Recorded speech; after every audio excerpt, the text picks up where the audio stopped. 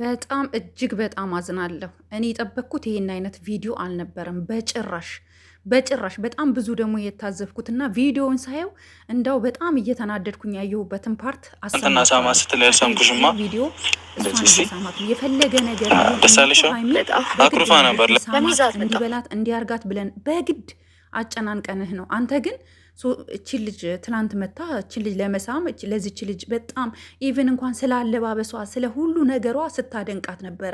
ኋይ ለምን ሀይሚን እንደዛ አታደንቃትም? አለባበሷ ራሱ ቀስ በቀስ ታዩታላችሁ። በጣም ምርጥ ልጅ ናት። በጣም እንዲህ ናት። የፈለገ ነገር ቢሆን ይቅርታ አድርጉልኝ። ዛሬ ጋይስ በጣም ስለተናደድኩኝ ስለተበሳጨሁኝ ነው ለምናገረው ነገር በሙሉ።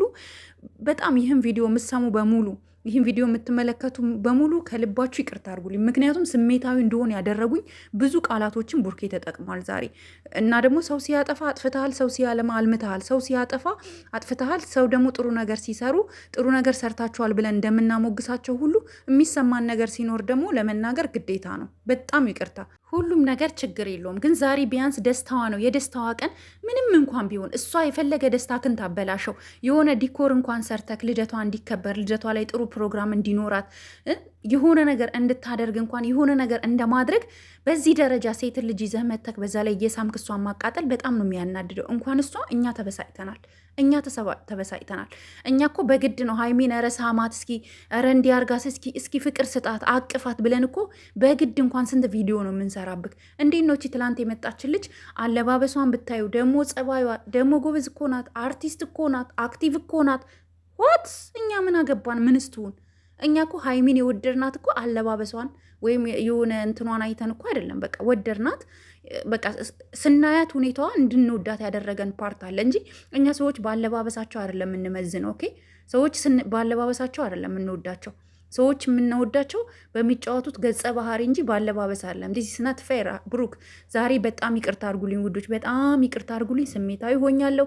እውነት እናንተ የሚከፋችሁ ቃላቶችን ተጠቅሜ ከሆነ ተመልካቾቼ አይም ሶሪ፣ ምንም ማድረግ አልችልም። ግን በጣም ስለተናደድኩና የተሰማኝን ነው። እችን ልጅ ስታሞግሳን ነበር ዛሬ።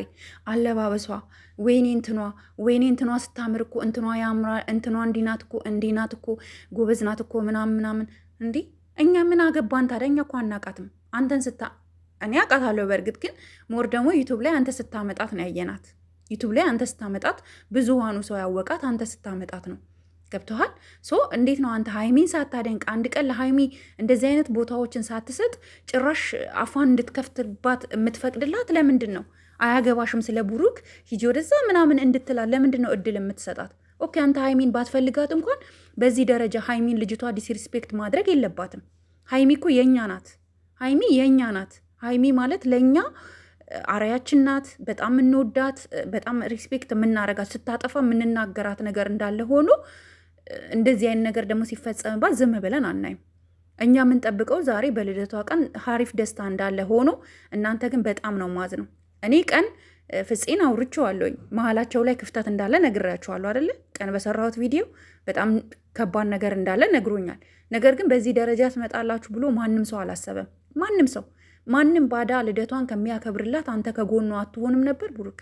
እሷ ታበላሸው። አንተ ካሜራማን ይዘህ ሄደህ ልደቷ ስጦታ የሆነ ነገር ብትሰጣት አትቀበልክ። ግን አንተ በዚህ ሁኔታ በደስታዋ ቀን ሌላ አንድ ሴት ይዘህ መተክ፣ የትም የማናቃት ሴት ይዘህ መተህ ሚዲያ ላይ ሟ እያልክ ትስማታለህ። ጭራሽ እስከ መሳም ደረጃ ድረስ። በጣም ነው ማዝ ነው። ሀይሚ አይዞሽ፣ ኦኬ አይዞሽ፣ አንቺ ጀግና ነሽ። ለመለሽላቸው መልሶች በሙሉ ትክክለኛ ምላሽ ነው የመለሽላቸው። በጣም ትክክለኛ ምላሽ።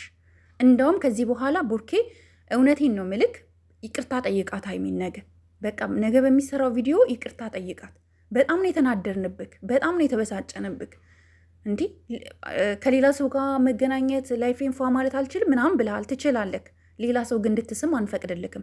ምክንያቱም እኛ የምናውቀው አንተ ከሀይሚ ጋር እንዳለህ እንጂ ከሀይሚ ውጭ እንደሆን አናቅም።